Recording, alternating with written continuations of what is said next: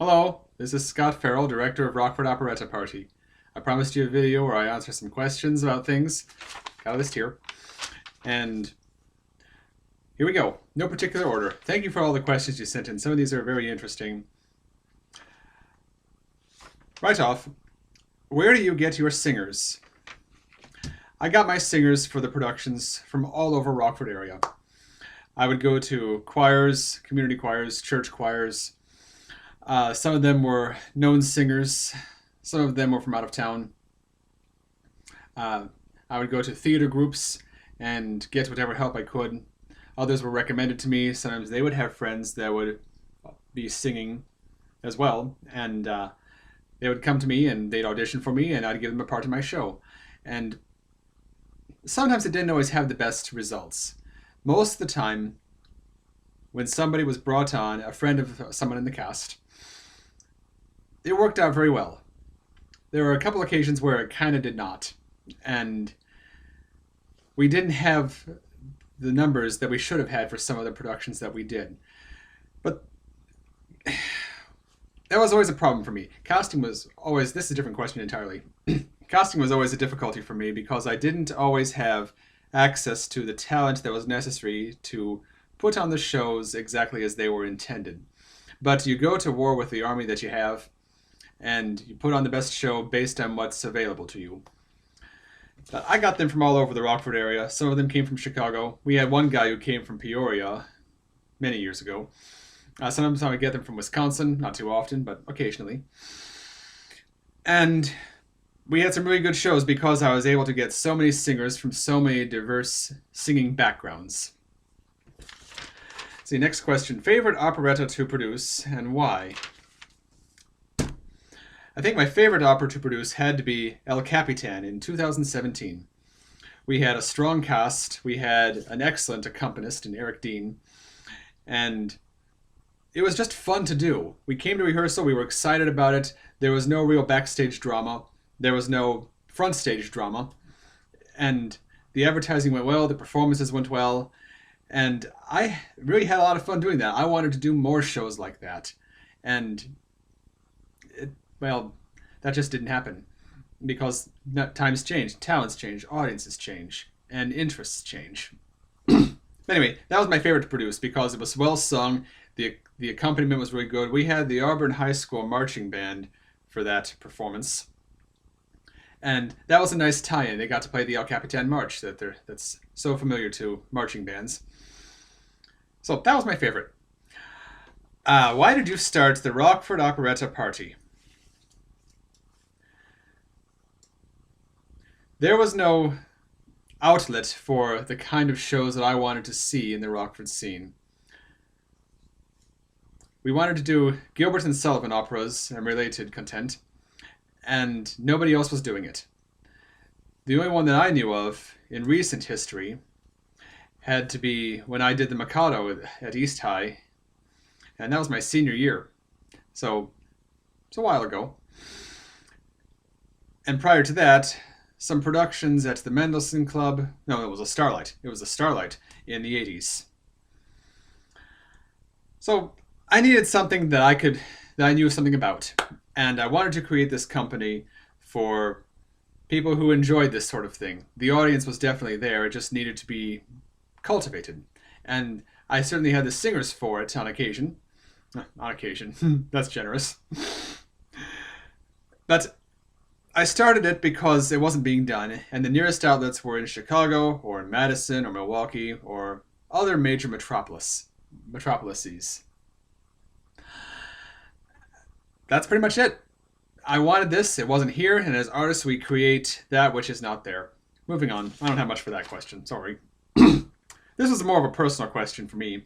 What was your favorite part to sing? I often played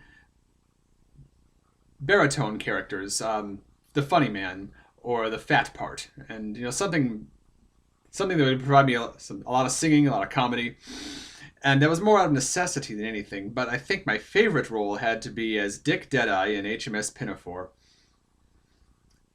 Dick Deadeye is a bass role. I'm a baritone, and it allowed me to step out of my comfort zone. It allowed me to do something different and play the villain for once and not be the funny man, not be the guy who steals the show. And that was nice for a change. I got to play it only that one time. I had earlier played the Sergeant of Police in a non-party production in Pirates of Penzance. And that's a bass part.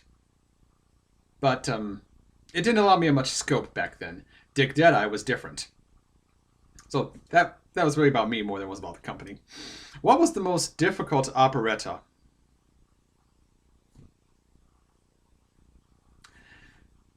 Musically, the most difficult had to be The Chocolate Soldier in 2018.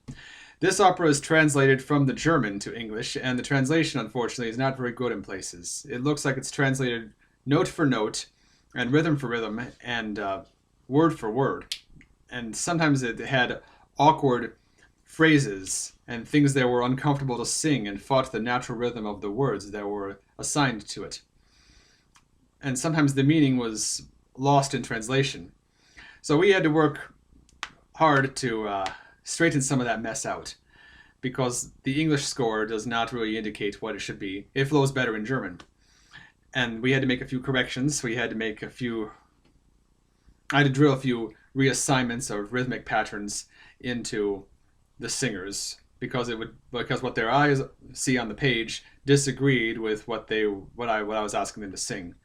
It wasn't so much changing things to confuse them. It was more like this score is going to make it difficult for an English singer to sing. Chocolate Soldier was difficult, and it was certainly not as easy as Gilbert and Sullivan. It was more complex and more intense. And I think Strauss expected more of his singers, more technical ability from his singers. Moving on. Favorite operetta to produce. Oh, I read that one already. Sorry. How do you choose an opera? I choose an opera based on what I'm interested in doing at the time, and where the talent is going, and what talent is available to us. At least twice in the company's cycle, I tried to produce The Sorcerer by Gilbert and Sullivan, and I thought I had the talent to get it started, but when it came time to actually do it, I couldn't get it off the ground. Times changed, talents changed, interests changed, and let's be honest, The Sorcerer is a difficult show to sell, because it's not one of the more common ones. It's not as good as The Mikado, it's not as popular as HMS Pinafore, and it's a little stiff. It's a little reserved, it's a little Victorian, it's a little antique or vintage.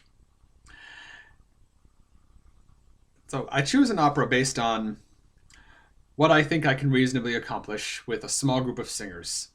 For example, if I were to produce The Gondoliers, I know I would not be able to. This opera has at least 16 principals, plus a large chorus, and a lot of dancing. Could I produce that? If I had the right resources, maybe. But I need to think on a smaller scale. This is why we chose shows like Patience, like Cox and Box, or Linderella's List. We did shows with the company that I thought I could reasonably assemble. And also, what's fun? What deserves revival? What deserves a second look by a new generation? What can we do that makes it different? That happened a few times. What are your biggest challenges, and how do you overcome them? Biggest challenges are always casting. I don't have the same singers from show to show to show. It can change mid-season. Some people can sign up for a show with me and do just one show, and they don't come back for whatever reason. Others will stay a lot longer. Another big challenge is getting people to notice. All the advertising in the world cannot draw an audience to an event if they don't care to attend it, or if it's just not their thing, or if the timing is bad. I remember I once tried to plan a show, I think in 2013. We didn't get to produce it. We couldn't agree on the date because there was something going on every weekend in the month that we should have been able to do it. And that competes with audience, that competes with available singers, and we have a limited pool sometimes. That makes it difficult to really plan something, and Sometimes it's just better to abandon it altogether and try again next season. Another challenge. Well, all the arts struggle with this. Finances. I didn't always have the money I needed to present some of these shows, and we ended up barely breaking even or not at all in some of the bigger shows. I'm not going to go into a list and explain which shows broke the bank and which ones were actual moneymakers, because that's not fair to those productions, and I don't want to explain that away. That's not necessary, and it demeans the quality. Not going to do that.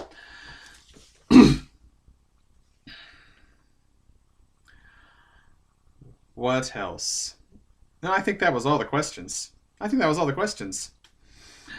right, this is a long video, almost 11 minutes. Thank you for watching. Thank you for supporting Rockford Operetta Party. It really means a lot to me that over 13 years, you supported us and you came to our shows. Thank you.